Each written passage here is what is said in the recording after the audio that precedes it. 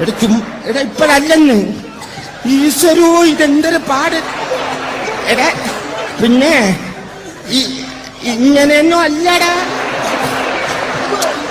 എടാ ഇത് നമുക്കിന്ന് പോണ്ടേ? യോ എന്റെ ഒരു കൈ എവിടെയുടെ? രണ്ടൂന്ന് കൈയായിട്ട് വന്നേന്.